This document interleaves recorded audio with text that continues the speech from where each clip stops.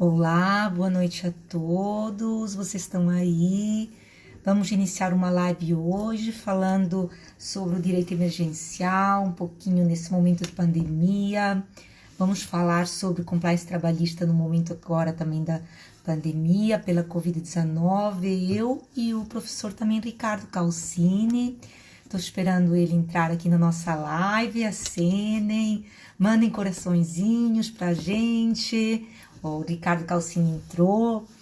Agora, Ricardo, eu não sou muito boa de parte de tecnologia. Eu não sei como te enviar convite. Deixa eu tentar. Senão, se você puder me enviar o convite para eu aceitar.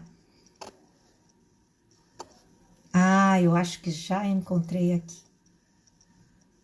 Geralmente entro depois. Hoje eu estou entrando antes, então eu não estou acostumada. Estamos Ricardo, boa juntos, professora noite. Selma.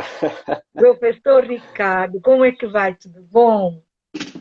Bom, antes de mais nada, é um prazer receber essa gentileza, né, do convite vindo da professora. Eu ainda não tive esse privilégio de conhecê-la pessoalmente, mas sempre escutei realmente elogios, né, realmente de muitos colegas, muitos amigos comuns, dado ao trabalho de qualidade, né, e atuação da professora aí frente à nossa área. Então, fico aqui realmente numa condição extremamente privilegiada de estar contigo nesse nosso bate-papo no dia de hoje.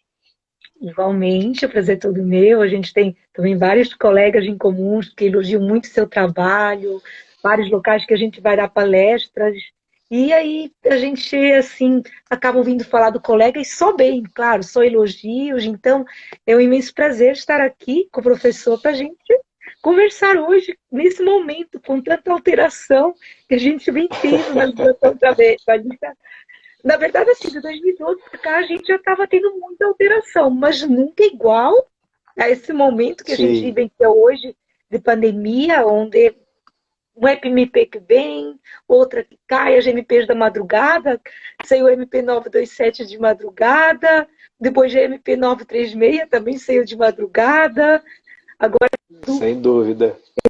7 estão com dúvida, inclusive na medida provisória 927, e vamos tentar ajudar os alunos, nossos ouvintes, um pouco sobre o tema. Parabéns pelos seus artigos, Ricardo, sempre são muito bons os seus artigos, eu acompanho também no Instagram. Professora, está travando o seu áudio. Eu acho que, não sei se você está no 4G ou no sistema do Wi-Fi, não estou escutando muito Eu acho que bem.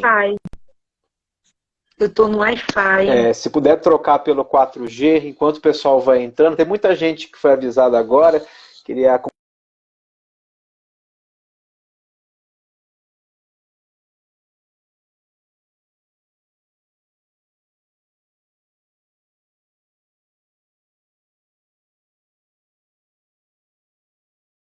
Ricardo, que está travado. Área de trabalho.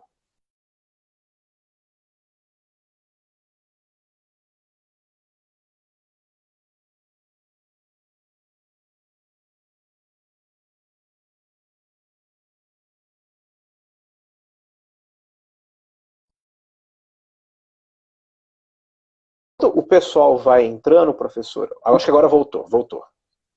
Realmente eu coloquei no 4G e eu achei que ficou pior, professor. Bom, como achar melhor? Fique à vontade, é porque realmente estava travando bastante o seu vídeo. Tá, não, tá. O meu tava travando, o seu também tava travando para mim.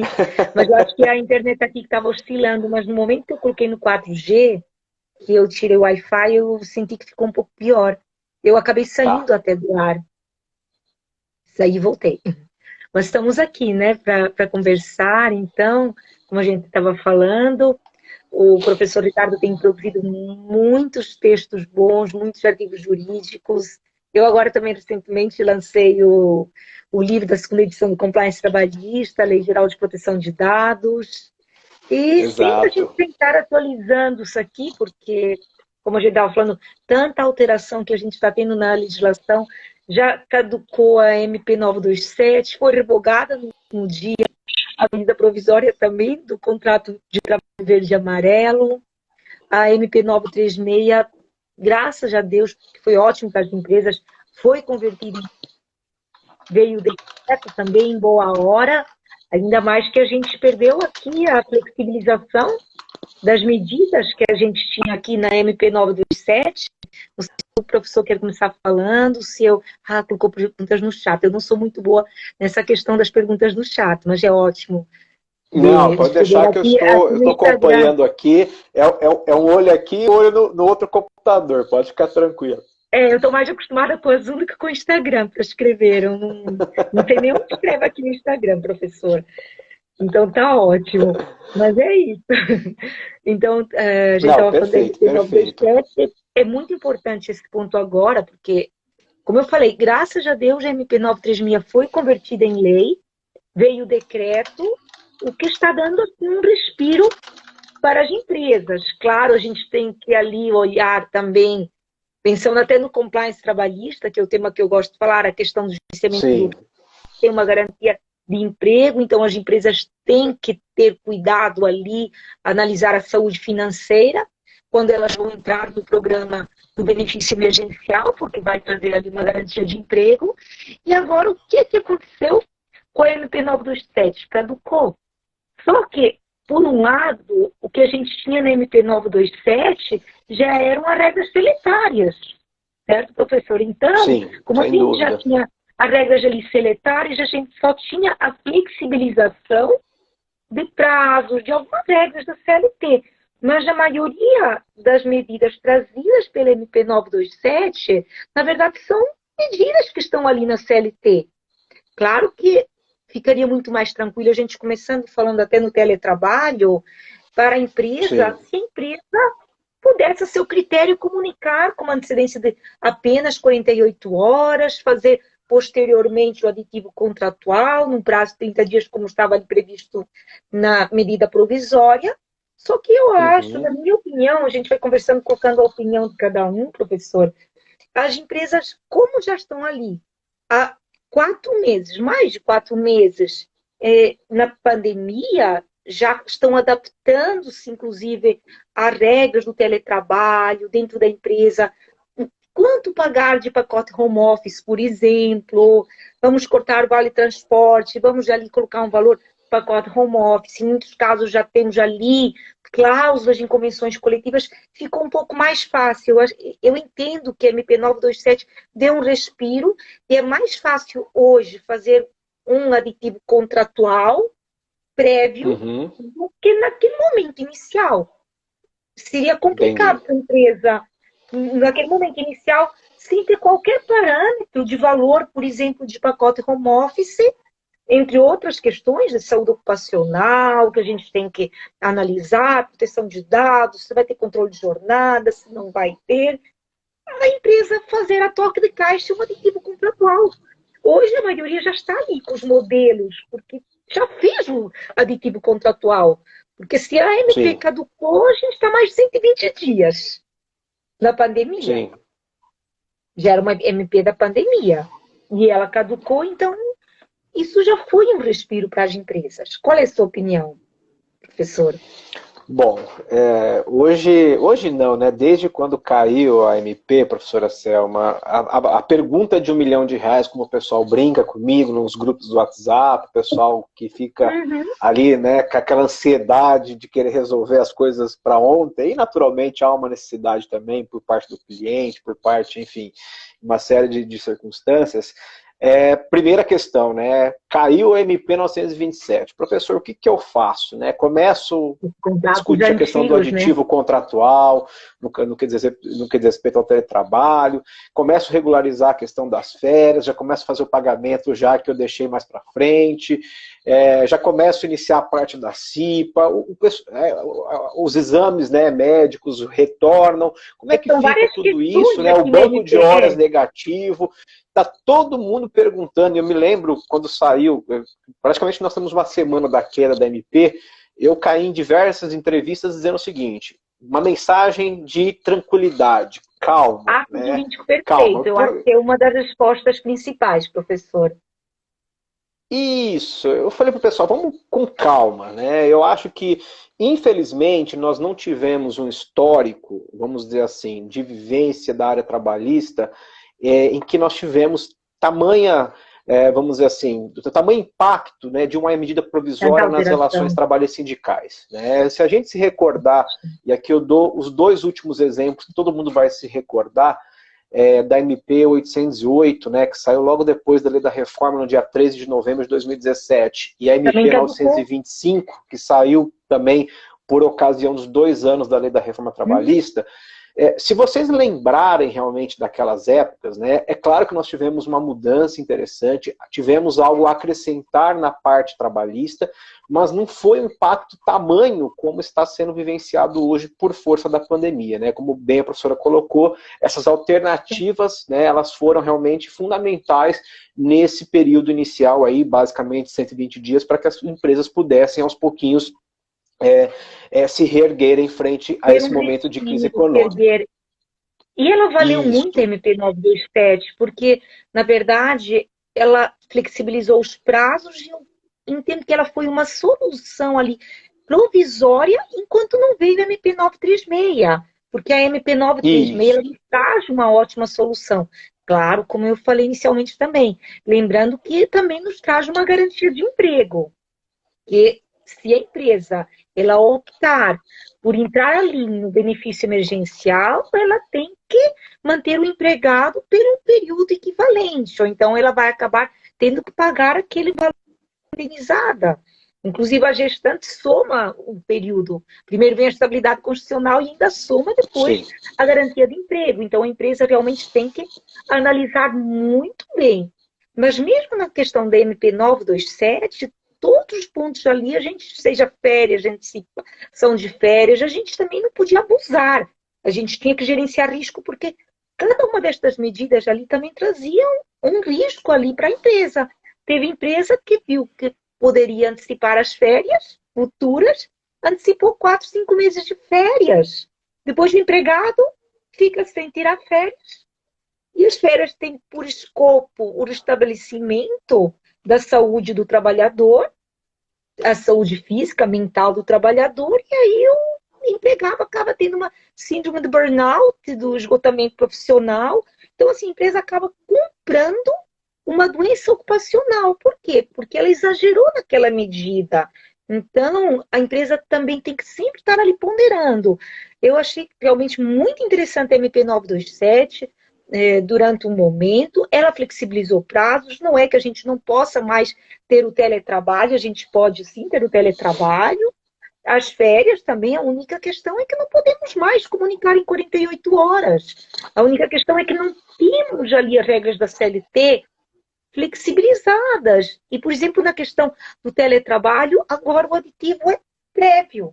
E a empresa hoje já tem um modelo, que eu tenho visto, as empresas já estão ali com o modelo pronto praticamente, porque realmente já estão há muito tempo com empregados no teletrabalho, ou em outra forma, trabalho à distância. Até a MP falava ali, teletrabalho, trabalho à distância, ou outra forma de trabalho remoto, porque não era só o teletrabalho, na verdade, porque uma costureira, Sim. por exemplo, não está no teletrabalho, ela está num trabalho à distância, que não é teletrabalho. Mas já há muito tempo a Sem gente já tem dúvida. um artigo 6º da CLT equiparando o trabalho na residência ao trabalho que é praticado dentro da empresa.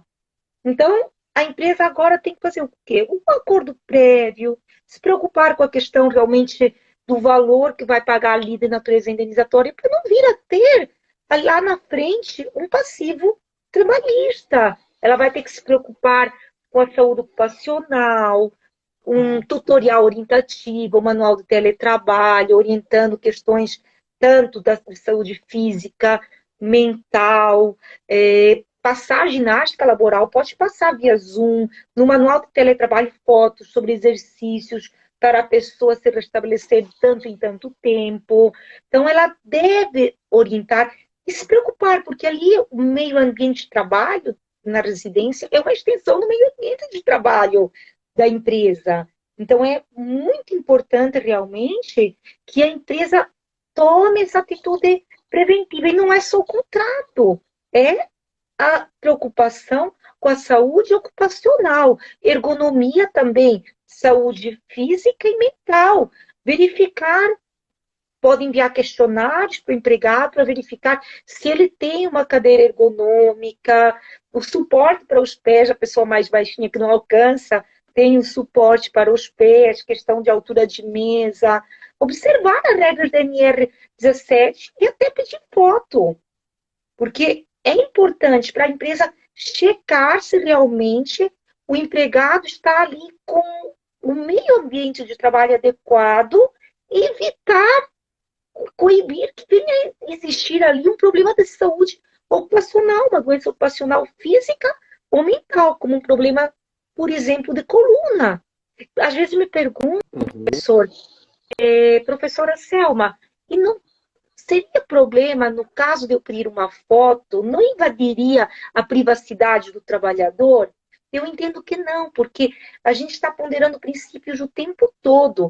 Inclusive, quando a gente fala de proteção de dados do LGPD, a gente se utiliza do princípio da proporcionalidade até quando a gente está analisando se vai tratar dados com base no legítimo interesse.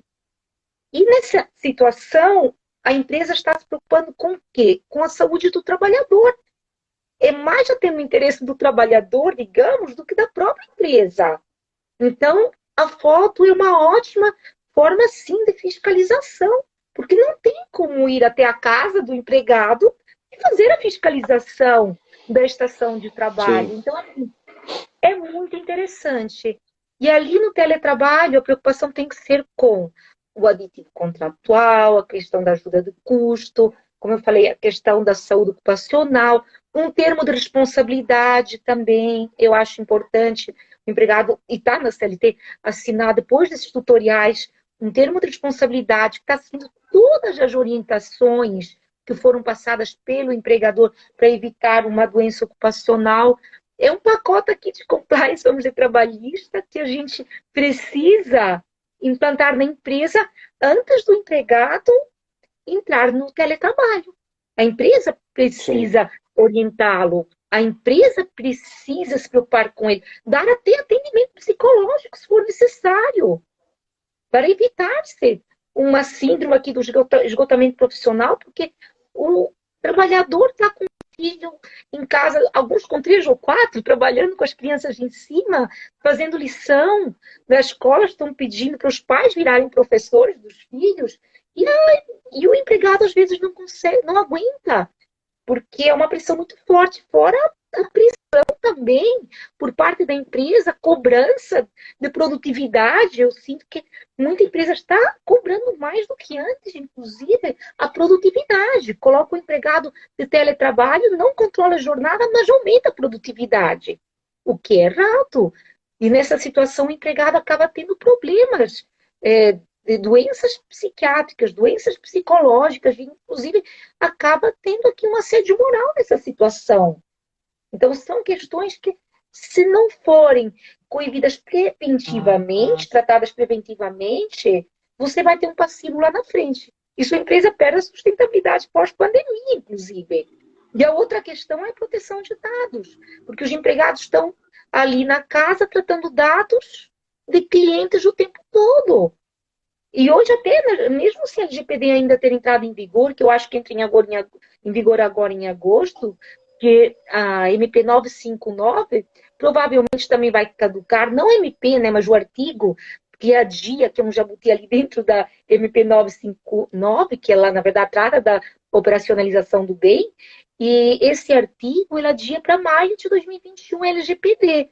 Só que ele não sendo votado, caduca e acontece como a MP 927. Aí, nesse caso, entra em vigor no dia seguinte a LGPD.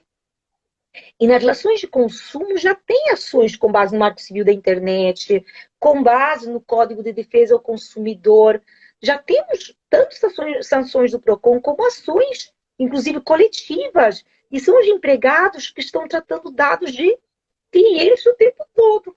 Se a empresa não dá um computador, notebook para o empregado incomodado, se a empresa não se preocupa com a proteção de dados, se a empresa ela não orientar os seus empregados por meio de treinamentos, a título de exemplo, a treinamentos de proteção de dados, tutoriais orientativos sobre meios de phishing, o que fazer se entra um vírus numa máquina.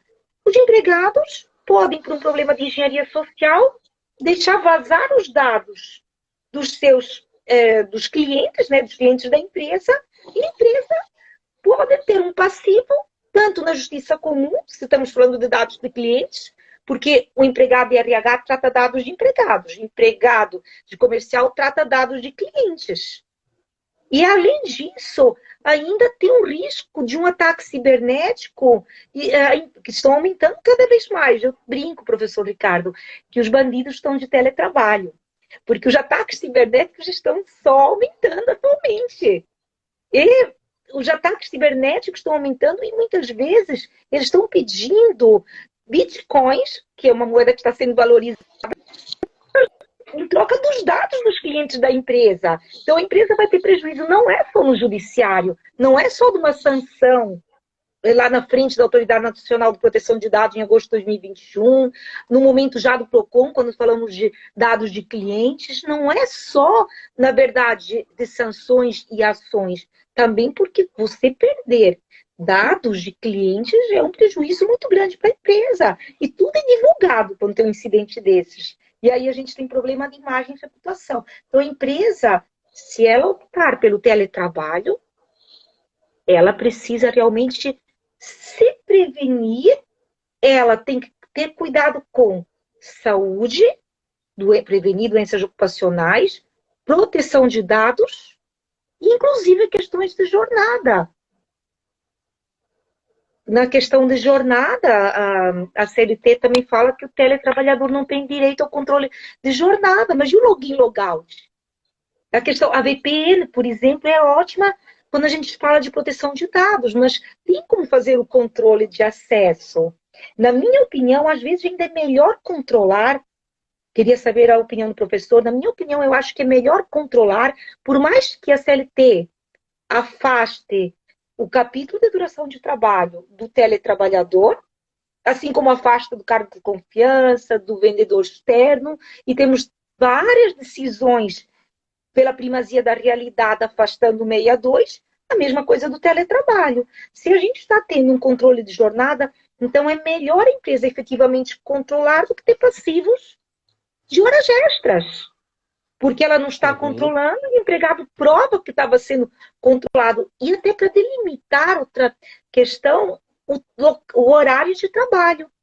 Para ser mais fácil provar qual horário que o empregado estava trabalhando em questões até de acidentes de trabalho. Porque se o empregado tem um horário de trabalho, vamos dizer que das 8 até as 5h30 da tarde, das 8 da manhã às 5h30 da tarde, ele caiu, escorregou, 7 horas da noite, 8 horas da noite, ele está fora do horário de trabalho. Mas e se ele está de teletrabalho? Essa é a minha opinião. Queria saber a opinião do professor também. Eu começo falando muito, bom, pode falar. Eu tô já acompanhando aqui as perguntas, né, que o pessoal está fazendo, mas só para responder a primeira colocação, que me parece talvez seja mais relevante nesse momento, é que as pessoas não precisam se preocupar em ter que ajustar realmente, né, os contratos, eventualmente vir fazer uma negociação coletiva, a toque de caixa, fazer diversos aditivos, baixar um regulamento empresarial, porque, de novo, né, nós não temos um histórico do ponto de vista de MP que realmente tivesse impactado tamanha situação nas relações que nós estamos vivendo, e tudo que foi feito, tratado e efetivamente acordado na MP 927, isso daí vai continuar em vigência, né? As pessoas precisam se recordar, principalmente, que eu acho que é um elemento que todo mundo não vai esquecer da MP do verde e amarelo, por exemplo, do acidente de trabalho, né? Do acidente de trajeto. Muitas pessoas, depois que a MP acabou sendo revogada, falaram: professor, agora é hora de então entrar com as ações para a gente poder discutir o acidente de trajeto que aconteceu durante a vigência da MP 905. Não, né? Na verdade, o fato gerador, sempre lembro dessa ideia, né, do fato gerador, parece a questão tributária. O fato gerador aconteceu numa vigência dentro de uma espécie normativa que, por mais que seja provisória, que de fato não deixa de ser considerado, como diz o artigo 59 da Constituição, lei, né, para aquela finalidade pela qual a MP foi concebida. Então, hoje cai, e como de fato caiu a MP 927, todo mundo está torcendo para vir um decreto legislativo regulamentando essa situação, tal como diz o parágrafo 11 do artigo 62 da Constituição.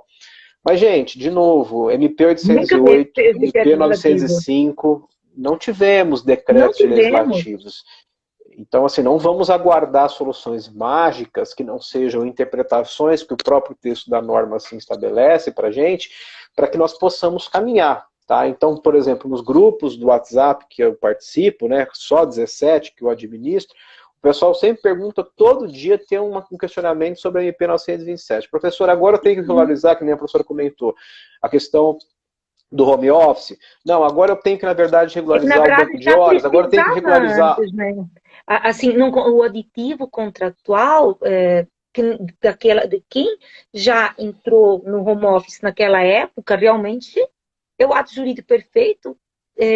As empresas têm que estar tranquilas.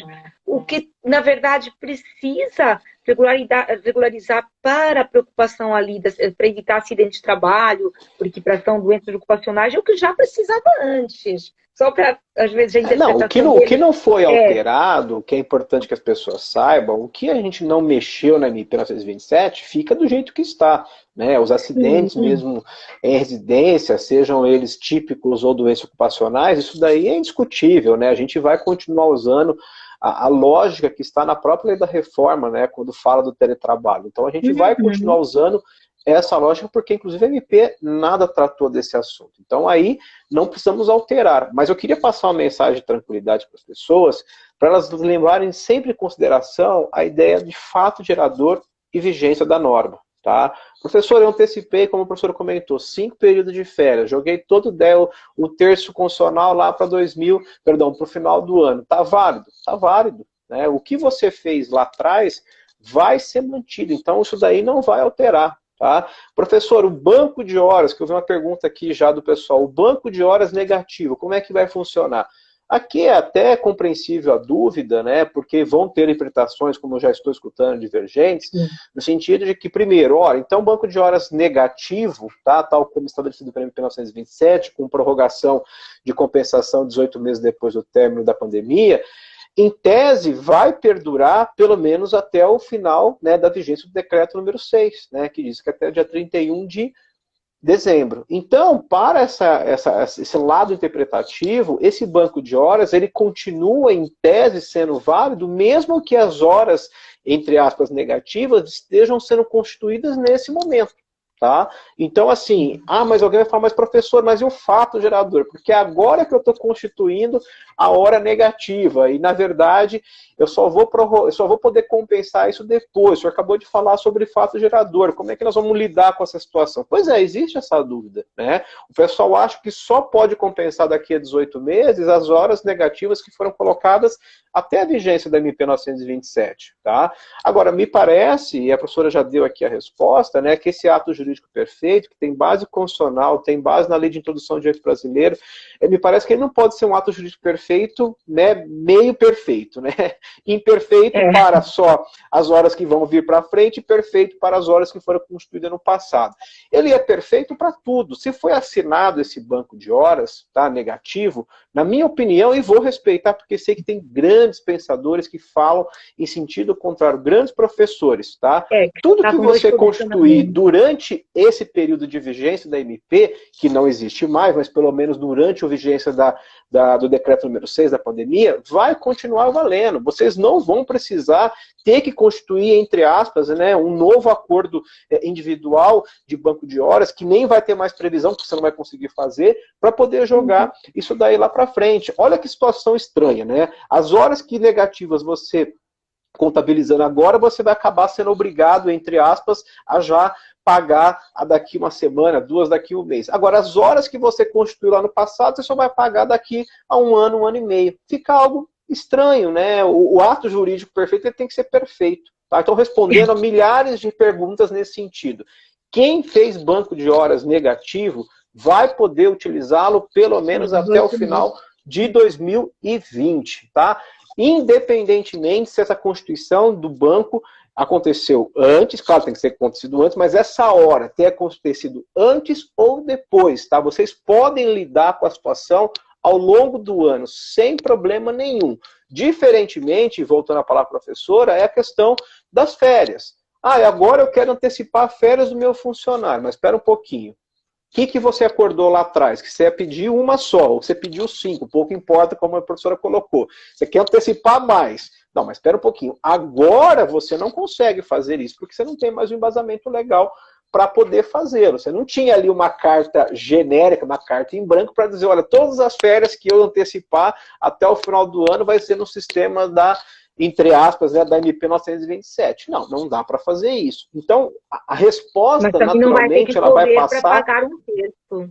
Isso, não, de não vai ter que correr para instituto, pagar um terço né? de férias, vai pagar, se foram concedidas na época da MP, vai pagar até a gratificação natalina, da mesma forma, não vai ter que correr. Pagamento, se ainda não pagou, vai pagar na data correta, até o 5º dia útil. Normal. Por exemplo, estagiário aprendiz, que foi... Eu estava vindo para cá, né, entrando aqui, o pessoal já perguntou, estagiário aprendiz, professor não tem mais MP, e agora, vou mandar embora? Não, você não vai mandar embora. Por que você não vai mandar embora? Porque você fez, à época, assim esperamos que tenha feito, né? Você fez com ele um contrato individual que nesse período, né, de pandemia, esse trabalho ficaria num trabalho à distância. Então, nesse ponto, você não vai ter que rescindir contrato nenhum. Você não vai obrigar o aprendiz ou o estagiário a voltar a trabalhar, sendo que muitas vezes nem seu funcionário efetivo ele está realmente dentro da sua empresa. Tá? Então, de novo, é manter uma lógica. Se você acordou, você fica com essa situação. Se amanhã o parlamento fala não vale nada disso, soltar um decreto legislativo, aí tudo bem, porque é o que está na lei. Mas não vai soltar. Até agora que a gente falou. Não vai soltar, nós sabemos que não vai soltar. Não vai.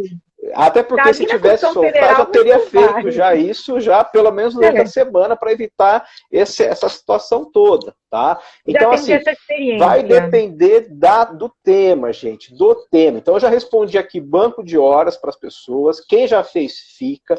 Teletrabalho, a professora falou muito do teletrabalho. Quem já fez essa comunicação no passado, não precisa mexer em mais nada de teletrabalho. Tá? Não precisa fazer um novo aditivo. Eu vou agora, então, estabelecer com o meu... Não, você vai seguir a lógica da MP 927. Claro, ela não é autossuficiente na temática de trabalho à distância. Você vai usar a CLT, que está lá com a lei da reforma, a professora bem colocou, questão de acidente, doenças, etc. Você vai fazer isso. Tá? Vai, na verdade, como já fazia antes, unir, né, os dois pontos que são complementares. Mas não... começar agora a regularizar uma situação que não está irregular. Você não está irregular. Se você fez certinho no passado, você continua no sistema de teletrabalho, tal como está na MP 927. Ah, mas se chegar um colega novo agora? Não, chegou um colega novo, é um contrato novo, ele vai submeter a lei posta vigente no dia de hoje. Tá? É que assim, só como o professor está falando da questão do teletrabalho, para também deixar bem claro aquela explicação que o professor está passando para eles, como o professor Ricardo falou, a gente tem que respeitar o ato jurídico perfeito, o fato gerador, uma ótima explicação, a gente falando de fato gerador. Se o teletrabalho, ele iniciou o trabalho à distância, outra forma remota, como uma costureira iniciou naquele momento, durante a MP 927, então está regularizado. A questão de, vamos dizer, saúde ocupacional, da gente ter tutoriais, um manual de teletrabalho, um aditivo no regulamento interno, na verdade já precisava durante a MP 927. É que a MP 927, ela não abordava essas questões, mas o risco que a gente já tinha ali, de problemas, de riscos de doenças ocupacionais, o risco que a gente já tinha durante a MP 927 de um incidente de vazamento de dados, era o mesmo que a gente tem hoje. O que foi alterado, na verdade, com a queda da MP, foi apenas, na prática, que agora não podemos mais comunicar em 48 horas e, além disso, o aditivo tem que ser prévio, contratual. Essa é a única diferença. Agora, tutoriais internos, a questão das orientações em proteção de dados também, aditivos em regulamentos internos, códigos de conduta. Na verdade, são ferramentas que a gente acaba usando de compliance para não vir a ter passivo lá na frente, por exemplo, de uma doença ocupacional, tanto em questões físicas, como na saúde mental, uma síndrome do burnout, por exemplo. Então, a gente já precisava antes. Não foi algo que a gente começou a precisar agora, a partir desse momento. Até por essa razão Sim. que eu havia comentado. As empresas agora elas já estão com alguns empregados de teletrabalho, já estão com os modelos ali prontos para fazerem aditivos Sim. contratuais. E foi bom que a MP caiu agora, porque agora fica muito mais fácil a empresa fazer um aditivo contratual prévio.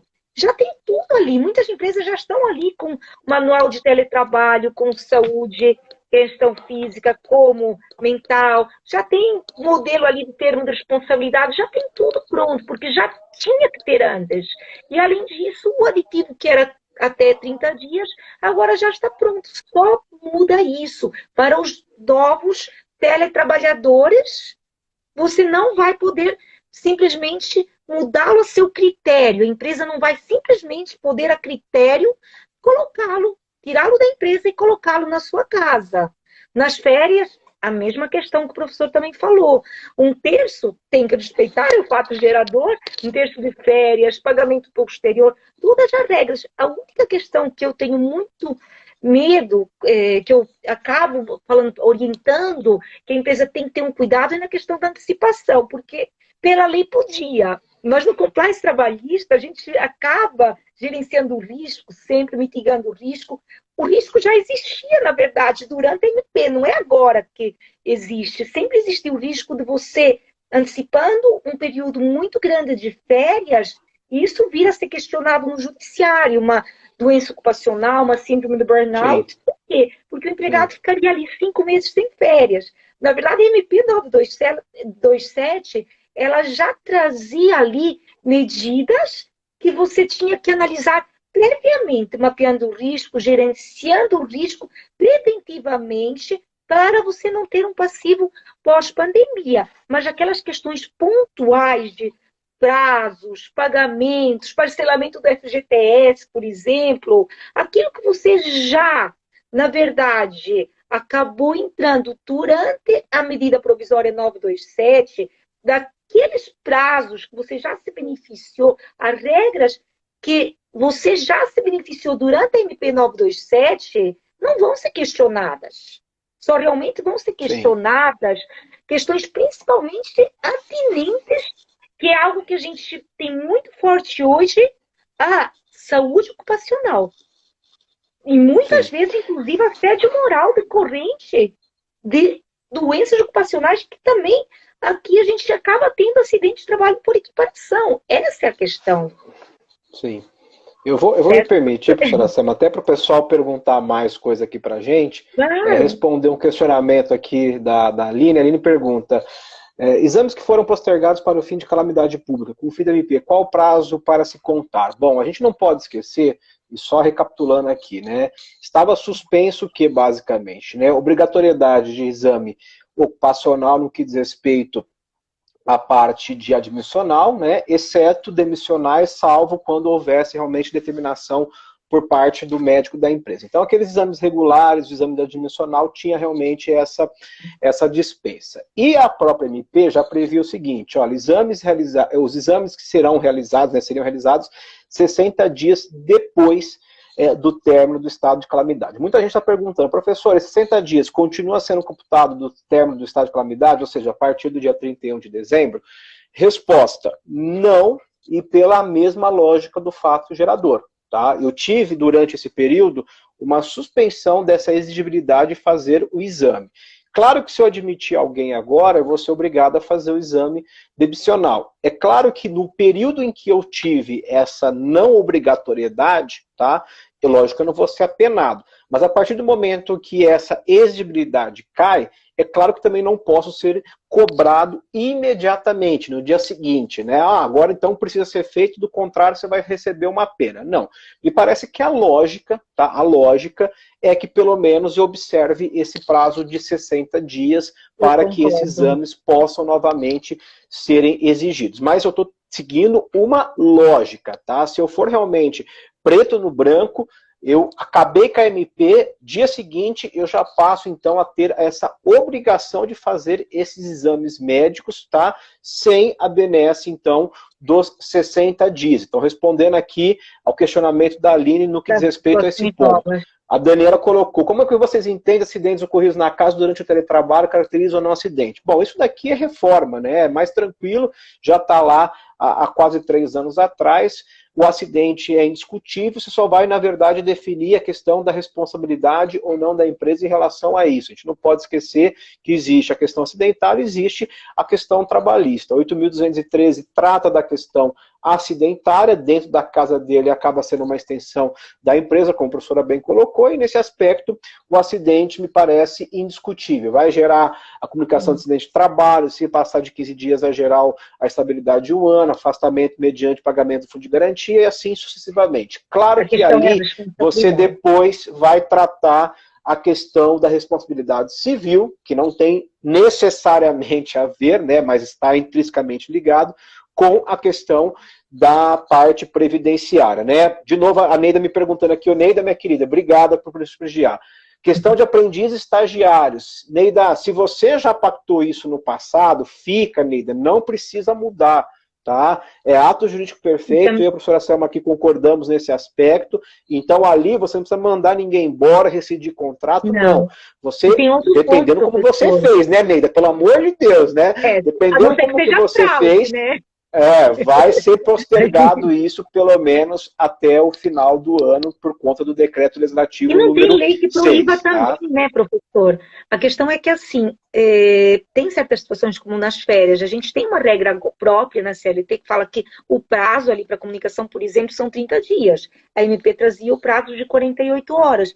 Mas nessa questão do estagiário e do aprendiz, o mais importante, eu entendo que é seguir tanto a lei do estágio, 11.788, como também a CLT, porque se você faz a fiscalização nesse momento, a gente está preservando a saúde e a vida do trabalhador, do estagiário, que é um trabalhador sem vínculo, do aprendiz. Se há efetivamente a fiscalização, não tem uma norma também que proíba.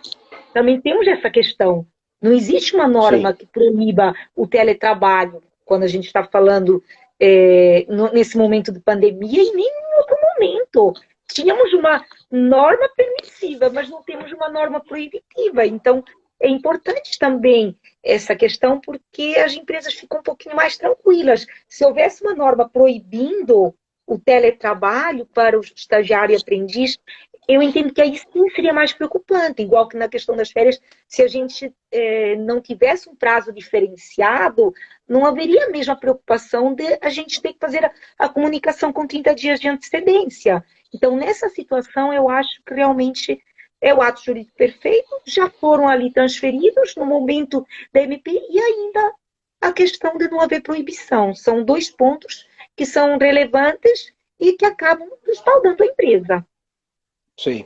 O Reinaldo pergunta para a gente também, professora, se a lógica da CIPA é a mesma. Reinaldo, a lógica da CIPA me parece ser a mesma, né? Não vamos nos esquecer, a CIPA realmente ela estava mantida, o processo eleitoral é que estava suspenso, caiu, né? Eu sei que algumas pessoas aí ficaram um pouquinho a mais aí no cargo por conta dessa situação, mas, de novo, 2 lógicas serem apresentadas. Ou eu começo novamente daqui a 90 dias, tá?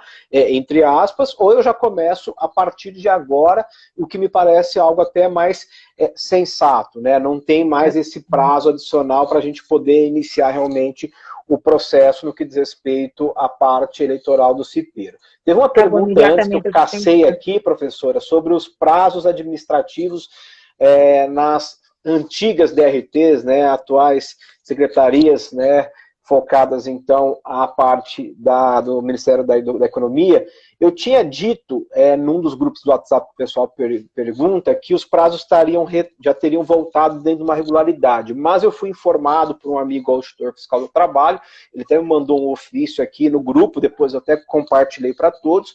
Parece-me que nas localidades onde realmente essa superintendência realmente esteja com as portas fechadas, esses prazos não estão sendo computados. Então, respondendo aqui ao colega, que eu não sei quem foi que perguntou, por esse ofício, pelo menos que me mandaram, eu achei que o prazo retornaria, mas não, parece que se houver realmente o encerramento ou o fechamento desses estabelecimentos, entre aspas, né, então os prazos continuariam suspensos, até porque também seria impossível vocês praticarem os atos nesse sentido. Eu acho que aqui ficou bastante claro isso. Eu devolvo para a professora, né, estão perguntando aqui, ó, com relação ao estagiário, se ele morar em outro estado, posso manter o contrato para teletrabalho? Aí é contigo, professora.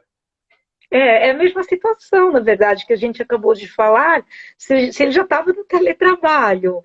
A gente, tudo bem, caiu o MP, mas ele já estava no teletrabalho anteriormente, a gente está aqui preservando a saúde, a integridade física do trabalhador.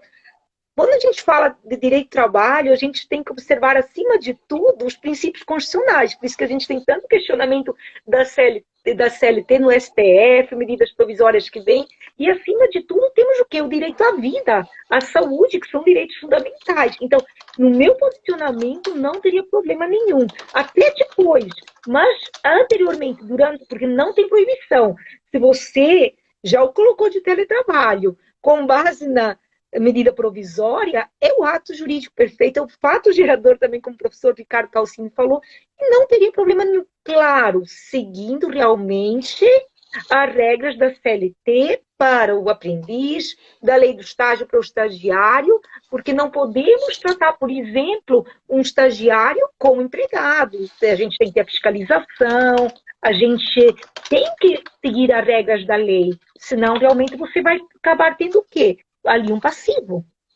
Até outra questão que eu queria complementar, que a relação superior-cipeira. Agora eu vi a pergunta porque está curtinha. Agora a Clarice perguntou uma coisa, eu até não entendi, perguntei, Clarice, qualquer coisa se manifeste aqui.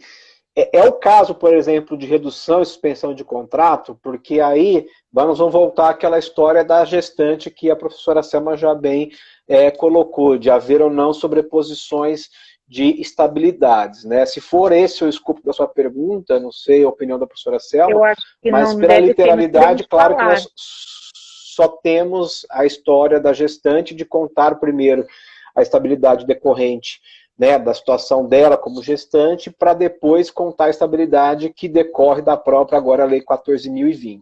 Eu já fiz outras lives, professor, me manifestei no sentido de que todo mundo teria direito a contar esse prazo de estabilidade, tal como a gestante, para evitar a discriminação do contrato da mulher. Mas eu sei que eu sou vencido e também não há previsão legal nesse sentido, então essa contagem da estabilidade do cipeiro, claro que vai acabar sendo concomitante, pelo menos do ponto de vista legal, com o que a condição que ele tem para o exercício da função, junto com uma eventual estabilidade por força da suspensão ou da redução. De novo, não é minha opinião academicamente falando, mas respeito à opinião da maioria, né? Porque muita gente, se partir desse pressuposto, talvez nem sequer reduziria ou muito menos suspenderia o contrato, né? Porque se soubesse que ia ser postergada a estabilidade para o final do período que já, né, a pessoa teria, né, pela condição de cipeiro, pela condição de... Porque aqui é cipeiro, acidentado, todo mundo, né, acaba entrando na mesma lógica, tá? Mas não quer dizer que amanhã, judicializando a questão, Clarice, o juiz não vai interpretar desta forma, né? Porque se já tem a lei dizendo que para a gestante se interpreta assim, primeiro conta o período dela, né, como gestante, para depois contar da estabilidade, por que não para o cipeiro, para o acidentado e assim para as demais estabilidades provisórias no emprego? Professor, na questão, quando a gente está falando de estabilidades constitucionais, como dirigente sindical, no sentido que somaria, porque seria também uma estabilidade constitucional como a da gestante. Então, se formos pensar dessa forma, gerenciando o risco, o ideal é tentar esses trabalhadores não colocá-los na suspensão do contrato de trabalho, de preferência. É que no caso da gestante fica muito complicado, ela é grupo de risco e nem sempre ela pode ficar de teletrabalho. Então, a Sim. empresa acaba tendo que entrar na, realmente, suspensão. Tudo tem que ser gerenciado, na verdade. Tinha uma pergunta e eu acabei esquecendo, a gente começou falando, muito interessante para trás. Eu não acredito que eu esqueci até qual era a pergunta. A Sueli pergunta para a gente aqui qual é o risco da empresa que antecipou, porque não vai poder antecipar mais, né? Que antecipou o período de férias sem um período aquisitivo completo. Minha opinião, tá, Sueli? O risco, não vou dizer que é zero, porque no direito não existe tudo ou nada, né? Mas o risco ele é muito baixo, tá? Ele é muito baixo por uma simples resposta. O próprio Supremo Tribunal Federal, ainda que não tenha decidido ao final, né, no juízo de mérito final, a constitucionalidade em si da MP 927, o seu plenário já tinha sido, vamos dizer assim, já havia se antecipado para dizer, olha, espera um pouquinho, é só 2 artigos ali que na verdade não vale, o resto está valendo. Então, nessa lógica, tudo que está na MP 927, que já foi inclusive objeto de uma prévia manifestação do Supremo, vai ser válido, ainda que possa ser, e não dizendo que não vai acontecer, possa ser judicializado individualmente falando. Então, o risco aqui ele é muito pequeno, apesar de eu concordar com a professora, aquela questão, né, do direito à desconexão, de você não poder usufruir das férias, né, a síndrome de burnout que pode acontecer mais para frente, enfim, isso tudo é extremamente ponderável, mas até então o Supremo já falou, vale. E se vale, valeu na época, né? Então eu acho que não tem mais controvérsia sobre isso. Sim, o problema maior realmente era quando eram períodos longos, porque gerenciando o risco, falando compliance trabalhista, acabaria gerando, a gente tem que olhar preventivamente, poderia gerar ali um problema de uma doença ocupacional como uma síndrome de burnout.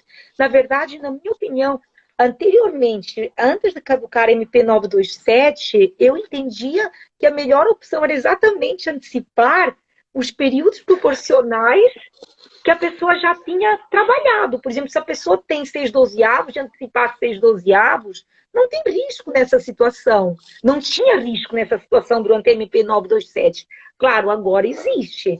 Mas se a gente for fazer uma ponderação aqui de princípio, for fazer aqui uma ponderação... Eu estou rindo aqui, professor, me desculpa, mas a gente, nosso amigo Miziara aqui, que está na nossa live, né, falou que eu estou com mais conhecimento, menos o cabelo. Miziara, querido, faz tempo que a gente não se vê, saudades de você, de fato, né? Depois você tem um filho, mas no caso uma filha pequena, né? Nesse momento que nós estamos passando, realmente, eu acredito, estou aceitando. Pode mandar, ótimo, que a gente vai colocar mais cabelo para quem sabe a coisa ficar melhor. Só para responder, porque eu sei que nós estamos com o final aqui, a Fabiana perguntou, posso fazer um acordo coletivo para poder regulamentar tudo que caiu na MP 927 e aí, naturalmente, ficar mais tranquilo? Sempre. Você pode fazer tudo que você quiser, porque a maioria ali, quase a totalidade, não é tudo, tá? Mas Miziara, a maioria ali... Eu não conheço, mas obrigada, Miziara. Quase a maioria do que está na 927 pode ser negociável, tá? Aí vocês têm que lembrar da regrinha do 611A, 611B, e aí você pode colocar assim via acordo coletivo para que você não tenha problemas em relação a isso, tá? Não, Rafael Miziara, eu também já ouvi falar dele bastante, já ouvi falar muito bem dele também. Como professor, a gente se conheceu hoje, na verdade. Eu e o professor Ricardo também, isso é ótimo.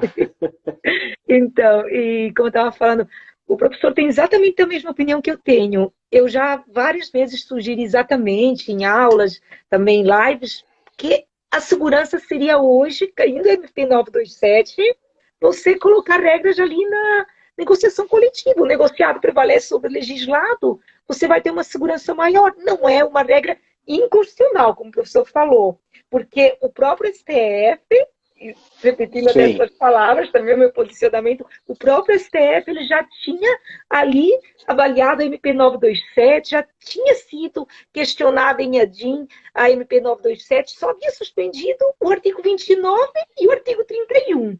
Então, se a gente colocar em uma negociação coletiva, a gente realmente está dando segurança. Essa flexibilização hoje de prazo, em um aditivo, em um acordo, convenção coletiva, é uma segurança para a empresa. É intervenção sindical. Eu acho que até a gente fecha com chave de ouro com essa pergunta, porque caíram as regras, não é verdade? Caíram as regras da MP 927. E agora? A empresa quer flexibilizar ali os prazos de comunicação, de teletrabalho, de férias. O que é que ela pode fazer? Intervenção sindical para a empresa ter uma maior segurança jurídica. Eu falei exatamente isso até numa live da OAB de Santa Catarina. É a melhor opção. Mas, claro, não é tudo que está lá que eu, pelo menos, penso, né, que dá para fazer via negociação. Né? Mas a maior parte, pelo menos, daquilo que as empresas hoje precisam, é possível tranquilamente de fazer via negociação. Eu entendo. Não vamos, claro, parcelar o fundo de garantia, não, nem pode parcelar. Então, para eles entenderem. Já me fizeram essa pergunta, já. Então, também esclarecendo. Agora, a gente está falando do quê? De prazo de 48 horas para comunicação de férias individuais, férias coletivas, para também teletrabalho. Agora, outras regras não tem como, claro. A gente tem que saber ali analisar aquilo que realmente o STF, que foi questionado, inclusive, no STF, e o STF entendeu válido ali na MP, mas certos pontos não tem como. Agora, pode ficar o convite. Eu acho que no momento que a gente ainda continua no estado de calamidade, tentar essa negociação para pontos que vão barrar, por exemplo, na 611B, ainda que não sejam negociáveis formalmente falando, não quer dizer que não possam ser chancelados novamente pelo judiciário. Até porque qual é o pano de fundo? O pano de fundo é a MP, a situação que nós continuamos vivenciando. Então, mesmo tendo já caducado, revogado a MP 927, se a empresa, por exemplo, quer parcelar o fundo de garantia, eu sei que isso que eu estou falando é uma coisa bem, né, vanguardista. Bom, espera um pouquinho, vamos negociar e lógico, você vai sujeitar eventualmente uma ação e naturalmente, se o judiciário falar ok para o judiciário, mas isso é um risco muito grande e a professora, como uma expert em compliance, seguramente não falaria para fazer esse tipo de procedimento. Eu não posso falar isso. Mas se o pano de fundo para o Supremo valeu, por que não pode valer para você, empresa, dentro, de repente, de um dissídio coletivo que vá estabelecer condições de trabalhos novas? É uma questão de pensar um pouquinho mais para frente. Tá? Eu estou vendo que o pessoal está perguntando um monte de coisa aqui, mas eu acho que o nosso tempo vai estourar, professora, caso já não esteja estourado. Eu acho que a gente deve ter uns 3, 4 minutos aproximadamente. Um máximo, na verdade. Eu vou rapidinho e já passo a palavra para a professora. O Diego pergunta, é possível o empregado compensar horas negativas do banco até o fim da pandemia e em seguida retornar ao banco de horas coletivo?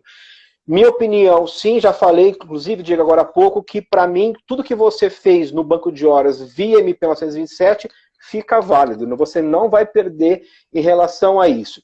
A Neida, regulamento da jornada para quem está em home office, outro exemplo, que é uma das hipóteses de compliance que a professora bem já colocou aqui. Reinaldo, a preocupação está com o pequeno empresário, né, que não tem força de negociar. É verdade, né, Reinaldo? Eu sei que você é um negociador de coletivo nato, né, talvez seja o caso de buscar a convenção e não o acordo para poder resolver. A empresa adiantou férias e agora com uma rescisão antes de completar o período aquisitivo. Só deduzir lá na rescisão, tá? Se passar o salário contratual, parágrafo 5º do 477, depois a empresa, se desejar, pode acionar o empregado, não há problema nenhum em relação a isso, e o pessoal já está nos dando parabéns. Professora, quero desenvolver a palavra, porque qualquer momento nós vamos cair. A gente pode marcar outro dia, professor, para a gente falar sobre a Lei 14.020, sobre o decreto, porque são tantos temas para a gente falar. Sem dúvida. A gente volta a marcar outro dia. Foi um prazer estar aqui com o professor, conversando sobre a MP 927. Prazer em conhecê-lo. Imagina, tudo meu. E obrigada a todos que estiveram aqui conosco, nos assistindo. Eu acho que a gente logo, logo vai cair. Obrigada, Fernanda. Fernanda, nossa colega, Fernanda Massotti. É verdade, que fez, inclusive, essa união acontecer. Fernandinha, querida, nossa com tempo colega também. Amiga, Fernanda. Que bom, fico feliz. Sim, inclusive lembrando que ela até fez parte da revisão do meu livro, indicando Lei Geral de Proteção de Dados. É verdade. Aliás, obrigado. Recebi, viu, gente? Ó, tá aqui, livros da professora Selma, tá aqui comigo, LGPD e Compliance, tá? Tá aqui, obrigado por ter me enviado, professora. Ai, que bom que chegou. O seu fica mais rápido, porque é em São Paulo, né? Então, chegou Isso. rapidinho, né? Não, tá ótimo. A Mas live tá vai bom, ficar salva agradeço, sim tá? para Fiquei muito vocês. feliz também de conhecê-la. Espero que a gente esteja num próximo projeto juntos, uma vez Com, mais. com certeza. Um abraço, professor, e Então abraço tá a bom. Um todos. abraço a todos, boa noite e até a próxima. Até a próxima. Ó, e a live vai ficar salva no meu Instagram, porque eu que iniciei, e eu também vou jogar Ah, no YouTube, verdade. com o nosso nome, Selma Carlotto e Ricardo Calcini. E foi um Então tá enorme bom. prazer estar aqui com Obrigado. vocês. Sigam-nos no Instagram. Quem segue o professor me segue, passa a seguir e vice-versa. Meus seguidores passem a seguir o professor Ricardo Calcini. Fiquem com Deus. Exatamente. Obrigado. Boa noite a todos. Boa noite. Vou aprender também aqui onde